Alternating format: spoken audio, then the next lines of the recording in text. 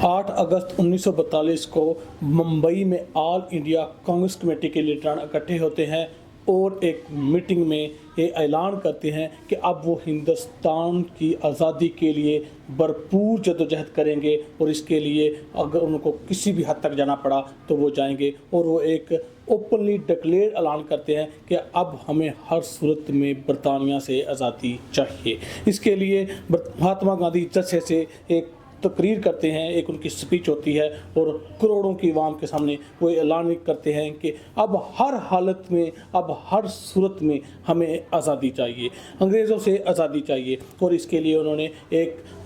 नारा लगाते हैं, डू और डाई, मरो या मारो, यानी कि अब कोई सूरत हाल नहीं रहती। वो महात्मा गांधी जो हमेशा अमन की बात करते थे, हमेशा नॉन वायलेंस की बात करते थे, हमेशा प्यार और मोहब्बत की बात करते थे। वो कहते थे कि हम आज़ादी लेंगे लेकिन बैठकर आज़ादी लेंगे, हम बातचीत से आज़ादी लेंगे, हम टेबल टॉक से आज़ादी लेंगे। वो महात्मा गांधी अब थक चुके थे। उनकी एक इंटरव्यू है जिसमें उनके अल्फाज थे, आई वेटेड एंड वेटेड, मैं इंतज़ार करता रहा और इंतज़ार ही करता रहा, लेकिन बरतानिया ने हमें आज़ाद ना किया। महात्मा गांधी ने भी ठान लिया था कि अब आज़ादी चाहिए, हर हाल में, हर सूरत में आज़ादी चाहिए और हम हिंदुस्तान की आज़ादी के लिए हर हद तक जाएंगे। इसके लिए उन्होंने क्विट इंडिया मूवमेंट के डिक्लेरेशन को पास किया और ये नारा लगाया कि भारत छोड़ो अंग्रेज़ों। बरतानिया हुकूमत इस बारे में जानती थी। उन्होंने 3 स्टेजेस में इस वायलेंस को रोकने की कोशिश की। इस जो क्विट इंडिया मूवमेंट थी इसको फ्लॉप करने की, इसको रोकने की उन्होंने भरपूर कोशिश की और उन्होंने इनको 3 स्टेजेस में डिवाइड किया कि किस तरह क्विट इंडिया मूवमेंट को रोका जाए। इसके लिए उन्होंने पहले मीडिया को कंट्रोल किया, स्टेज 1। स्टेज 2 के जो कांग्रेस के लीडरान थे उनको अरेस्ट का फैसला किया गया कि उनको हर सूरत में गिरफ्तार किया जाएगा और हर सूरत में उनको गिरफ्तार करके उनको रोका जाएगा कि वो किसी सूरत में भी उन हालात वाक़या पे ना जाएं और मुल्क में वायलेंस पैदा ना हो। तो स्टेज 3 ये थी कि इनको डिक्लेयर किया जाएगा एंटी नेशनल, यानी कि ये तमाम लीडरान जो कांग्रेस के, इनको गर्दार वतन साबित किया जाएगा। ये उनका प्रोपेगेंडा उन्होंने थ्रू मीडिया चलाना था, ये उनकी कोशिश थी। इसलिए अगले ही दिन 9 अगस्त 1942 को गांधी को, जवाहरलाल नेहरू को, सरदार वल्लभ भाई को और मौलाना आज़ाद को गिरफ्तार कर लिया गया और इनको गिरफ्तार करके मुख्तलिफ मकामात पर इनको जेल में डाल दिया गया। लेकिन गांधी साहब को जेल में नहीं डाला। गांधी साहब को एक बंगाल के महल में उनको ले गए ताकि अवाम को बावर कराया जाए कि उनको एक अच्छी मकाम दिया गया, अच्छी जगह दी गई, इज़्ज़त दी गई गांधी को, ताकि अवाम वायलेंस पर पुरतशद्दद हालात वाक़यात पर उकसाए ना जाएं और अवाम में इंतशार ना फैले। इसलिए उनको बंगाल के एक महल में कैद कर दिया गया। इन हालात वाक़यात में क्विट इंडिया मूवमेंट को गहराई से समझने के लिए हम आपको इसके पस मंज़र बताएंगे और कौन कौन से वो लीडरान थे जो क्विट इंडिया मूवमेंट के हक़ में थे और वो कौन से लीडरान थे जो क्विट इंडिया मूवमेंट के हक़ में नहीं थे।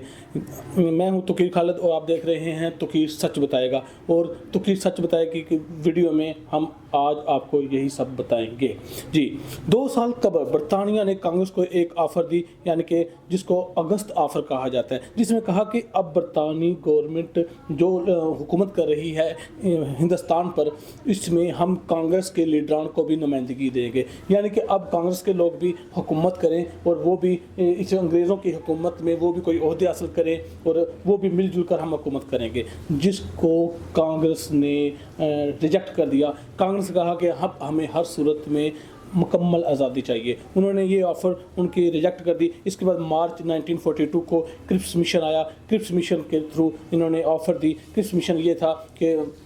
बरतानिया ने एक नुमाइंदा भेजा जिसका नाम था क्रिप्स, इसलिए इस मिशन का नाम क्रिप्स मिशन रखा गया और इसी वजह से उन्होंने कहा कि हम आपको 50 ऑफ़र देते हैं, यानी कि 50% अवाम होगी बरतानिया की गवर्नमेंट में, 50% आपकी होगी, और ये ऑफ़र दी गई। इस ऑफ़र को भी रिजेक्ट कर दिया कांग्रेस गवर्नमेंट ने। कांग्रेस से मुकम्मल आज़ादी चाहते थे। अब कांग्रेस ने सिविल नाफरमानी की तहरीक चलानी शुरू कर दी और कांग्रेस के इन हालात वाक़यात में जब ये क्विट इंडिया मूवमेंट शुरू हुई और इसको दबाने की कोशिश की गई तो बरतानिया ने सबसे पहले इनको कांग्रेस को बैन कर दिया। इस वक्त हिंदुस्तान में दूसरी भी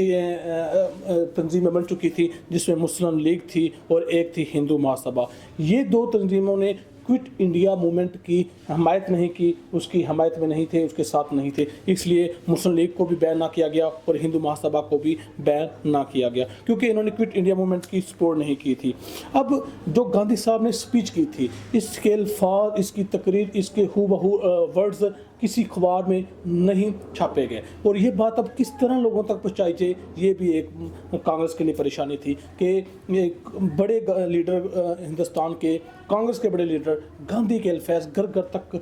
बंदे बंदे तक कैसे पहुँचाएँ। तब तो सोशल मीडिया नहीं था, इतनी फैसिलिटीज़ नहीं थी जितनी आज हैं, इसलिए इन हालात वाक़यात में बड़ी परेशानी कांग्रेस को फेस करना पड़ी। और इन हालात वाक़यात में एक औरत ने, ये 22 साल औरत जिसका नाम था ओशा माहता, उसने ठान लिया कि वो गांधी के अल्फाज और ये जो क्विट इंडिया मूवमेंट की तहरीक चल रही है, इसको, इस जद्दोजहद को घर घर पहुँचाएंगी। और इन्होंने एक रेडियो लॉन्च किया जिसका नाम रखा गया कांग्रेस रेडियो 42.34, और इस रेडियो में जब वो सबसे पहले उनकी जो आवाज़ आती थी वो थी this is Congress radio from somewhere of India, क्योंकि वो ये समवेयर ऑफ इंडिया ये कहती थी कि वो अपनी लोकेशन डिस्क्लोज़ नहीं करना चाहती थी, वो बताना नहीं चाहती थी, और उन्होंने अपनी जद्दोजहद जारी रखी। इसलिए बरतानिया गवर्नमेंट ने बड़ी कोशिश की कि ओशा माहता साहब को गिरफ़्तार किया जाए और उनके रेडियो को सील बैन किया जाए, लेकिन वो 3 माह तक ये अंडरग्राउंड रेडियो चलाती रही, और 3 माह के बाद उनको ओशा माहता साहब को गिरफ़्तार कर लिया गया, और उनको टॉर्चर भी किया गया, हर तरह से उनको पता उनसे मालूम किया गया कि आपके पीछे कौन है, और जो ये काम चला रहे हैं, अंडरग्राउंड रेडियोस चला रहे हैं, वो कौन लोग हैं, और इनको गिरफ़्तार किया जाए। इन हालात वाक़यात में ओशा माहता साहब ने अपनी ज़बान नहीं खोली, और इस तरह के वाक़यात में हुआ यूँ कि ओशा माहता साहब को हर तरह का तशद्दुद करके उन्होंने देखा, लेकिन ओशा माहता साहब ने अपनी आवाज़ नहीं खोली। इस तरह ऑल इंडिया रेडियो था, उसको भी बरतानिया गवर्नमेंट ने एंटी इंडिया रेडियो डिक्लेयर कर दिया। जर्मनी के शहर बर्लिन में एक इंसान थे जो कि पहले गांधी साहब के अगेंस्ट थे, वो थे नेताजी सुभाष चंद्र बोस। लेकिन जब क्विट इंडिया मूवमेंट स्टार्ट हुई, क्विट इंडिया मूवमेंट के स्टार्ट होने के बाद चंद्रा जी साहब वो भी इनके साथ हो गए, और उन्होंने कहा, उन्होंने अपने दोस्त एशियन नबियार साहब को कहा कि अब हमें हर सूरत में गांधी जी का साथ देना है, और गांधी जी के साथ देने की वजह से अब हमें हर हाल में, हर सूरत में गांधी जी का हर तरह की मदद करनी है। और उनका रेडियो था आज़ाद हिंदू रेडियो या हिंदू आज़ाद रेडियो उस वक़्त, जिसके वो बर्लिन शहर से करते थे, और वो भी अंडरग्राउंड रेडियो था, लेकिन उनकी बहुत ज़्यादा अप्रोच थी, और वो रेडियो चलता रहा। उसमें भी उन्होंने पहले जो आज़ाद हिंदू रेडियो था उससे वो गांधी जी के अगेंस्ट थे, लेकिन जब क्विट इंडिया मूवमेंट स्टार्ट हुई, उन्होंने गांधी जी का साथ देने का फैसला कर लिया, और वो साथ देते रहे, और उन्होंने काफ़ी हद तक साथ दिया। उस साथ की वजह से की वजह से लोगों तक बात जाने लगी। एक बात जो जा रही थी इंडिया कांग्रेस रेडियो की वजह से जा रही थी, और दूसरी बात जो जा रही थी वो अब जाने लगी आज़ाद हिंदू रेडियो पे, ताकि घर घर तक ये क्विट इंडिया मूवमेंट की तहरीक पहुंचने लगी। अब उस वक़्त बहुत लोगों ने कुछ लीडरान जो गिरफ्तार हो गए थे वो घर बैठ गए, और उस वक़्त बहुत छोटे लीडरान ने, बड़े लीडरान ने, हर एक ने अपने अपने जितनी वो कोशिश कर सकता था कोशिश की। एक लेडी थी 72 ईयर्स, उसकी एज थी हज़ार हाजरा उसका नाम था जी, उसको बूढ़ी गांधी भी कहा जा सकता है। और उसने उत्तर प्रदेश में 6000 आदमी लेकर और थाने पर हमला कर दिया, वहाँ वो कांग्रेस का झंडा गाड़ना चाहती थी, वो इंडिया मूवमेंट तहरीक को भरपूर तरीके से लीड करना चाहती थी, लेकिन बरतानिया गवर्नमेंट ने उस पर गोलियाँ चला दी, और उसको गोलियां उसके चेहरे पर, उसके सीने पर लगी, और वो नारे लगाते हुए आज़ादी की तहरीक के वो नारे लगाते हुए, और जब उसके हाथ में झंडा था, जब वो गोलियां लगी और नारे लगाते हुए उसकी वफ़ात हो गई। उसकी वफ़ात के बाद तहरीक बड़ी भरपूर तरीके से उठी, और लोगों ने बढ़ चढ़ कर हिस्सा लेना शुरू कर दिया। और राणा आसफ अली एक ये लेडी थी, इसको ब्राउन लेडी भी कहा जाता है, गोल्डन लेडी भी कहा जाता है। इसने तहरीक चलाई, और दिल्ली की ये लड़की मेयर भी बनी थी 1972 में। और इसके बाद बहुत से लीडरान जो गिरफ्तार हो गए, और जो गिरफ्तारी से उस वक्त में जेलें तोड़ कर भागे, उनमें एक नाम है जय प्रकाश नारायण। जे 8 नवंबर 1942 को जब के तमाम वो थी हिंदुस्तान में एक जो अपना آزادی کی تحریک کے لیے کوشش کی جا رہی تھی۔ جے پرکاش نارائن صاحب نے 8 نومبر 1942 کو جیل توڑی، اور جیل توڑنے کے بعد وہ آزادی کی تحریک کے لیے نکلے اور وہ بھی اپنی جدوجہد کا جاری رکھی۔ 1922 میں بھی پرتشدد وائلنس والے احتجاج ہوتے تھے ہندوستان میں، کافی حد تک ہوتے رہے، لیکن تب کسی صورت میں بھی گاندھی صاحب نے اس کی حمایت نہیں کی تھی، وہ وائلنس کے خلاف تھے۔ اور پھر 1934 میں بھی وائلنس کے وہ بالکل خلاف تھے، انہوں نے بھی وائلنس والی تحریک کو روکا 1922 میں 1934 میں، لیکن اب انہوں نے کہا کہ نہیں، اب یہ تحریک چلے گی، ہر صورت میں چلے گی، ہندوستان برطانیہ سے آزاد ہوگا، ہر صورت میں آزاد ہوگا۔ اور انہوں نے انٹرویو دیا اور کہا کہ یہ اب اگر 1942 میں جو تشدد ہو رہا ہے اور یہ حالات و واقعات ہو رہے ہیں، اس کی ذمہ دار برطانیہ گورنمنٹ ہے، ہم نے کوئی وائلنس والا کام نہیں کیا۔ اگر وائلنس ہو رہا ہے، تشدد ہو رہا ہے، اور یہاں ایسا تک تشدد ہوا کہ پلوں پر بم لگائے گئے اور تھانوں پر حملے کیے گئے، اور جو برطانیہ کے محکمے تھے سرکاری، ان پر بھی اٹیک کیے گئے، اور وائلنس اور بذریعہ بندوق اٹھا لی گئی تھی۔ اور اس وقت گاندھی نے کہا آئی ویٹڈ اینڈ ویٹڈ، میں انتظار کرتا رہا کہ برطانیہ کب ہمیں آزاد کرتا ہے، لیکن برطانیہ نے ہمیں آزاد نہیں کیا۔ اب اس صورتحال میں ہوا یوں کہ ان واقعات کی صورت کی وجہ سے ہی انہوں نے یہ معاملات کو دیکھتے ہوئے اب یہ ٹھان لیا تھا کہ ہمیں ہر صورت میں آزادی چاہیے، ہر صورت میں آزادی چاہیے۔ اور اس وقت میں آپ کو بتا چکا ہوں کہ مسلم لیگ اور ہندو سبھا وہ بھی 2 تنظیمیں تھیں جو ہندوستان میں کام کر رہی تھی، لیکن انہوں نے اس کا ساتھ نہیں دیا، انہوں نے اس کو سپورٹ نہیں کیا۔ مسلم لیگ میں 1940 میں لاہور مناری پاکستان میں لاہور قرارداد پیش کی گئی، جس کو لاہور ریزولوشن بھی کہا جاتا ہے، جس کو پاکستان ریزولوشن بھی کہا جاتا ہے، پاکستان قرارداد بھی کہا جاتا ہے۔ یہ فضل الرحمان بنگال کے فضل الحق صاحب نے پیش کی تھی، اور وہی فضل الحق صاحب جو کہ بنگال کے فرسٹ پرائم منسٹر بنے، ٹھیک ہو گیا۔ انہوں نے بھی کوئٹ انڈیا موومنٹ کا ساتھ نہیں دیا، اور ہندوستان کی تحریک ہندو سبھا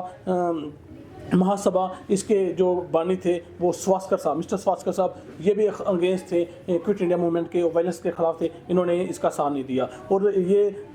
مسٹر جناح نے بھی ساتھ نہیں دیا، قائد اعظم محمد علی جناح نے کوئٹ انڈیا موومنٹ کا ساتھ نہیں دیا تھا، اور مسٹر سواسکر نے بھی ساتھ نہیں دیا تھا۔ لیکن دونوں تنظیموں کے ساتھ نہ دینے کے باوجود بھی یہ quit India movement was successful, اور یہ بڑی اچھی طریقے سے کامیاب ہوئی، اور اس کی وجہ سے انڈیا کی آزادی کا نعرہ دنیا کے دوسرے ممالک میں لگنے پڑا، دنیا کے دوسرے ممالک میں لوگ باتیں کرنے لگ پڑے کہ اب انڈیا کو آزادی دینی چاہیے، اور یہ بات اب دنیا کے دوسرے لیڈران بھی کہنے لگ پڑے تھے۔ یہ تحریک اتنی کامیاب ہوئی، اور اس کے لیے امریکن صدر روز ویلٹ نے بھی برطانیہ پر پریشر ڈالا، زور ڈالا کہ آپ انڈیا کو آزاد کریں، اور اب برطانیہ کے لوگ خود بھی انڈیا کی آزادی کے لیے بات کرنے لگ پڑے تھے۔ اور برٹش لیبر پارٹی نے انتخابات جو 1945 کے لڑے، تو اس میں انہوں نے اپنے مینیفیسٹو رکھا اور کہا کہ اگر ہم اقتدار ملا تو ہم وہ ریاستیں جو برطانیہ کے انڈر ہیں اور جس پر برطانیہ گورنمنٹ کر رہا ہے، رول کر رہا ہے، جس کے فائنینشلی پریشر آ رہا ہے، اکانومی ڈیکریز ہو رہی ہے برطانیہ کی، ان کو ہم آزاد کر دیں گے۔ اور وہ ہوا یوں کہ برٹش لیبر پارٹی 1945 کا الیکشن جیت گئی، جون 1945 میں الیکشن ہوا، وہ جیت گئی، اور اس الیکشن جیتنے کی وجہ سے اب اس کو اقتدار ملا، اور اقتدار ملتے ہی انہوں نے کلائمیٹ ایٹلی پرائم منسٹر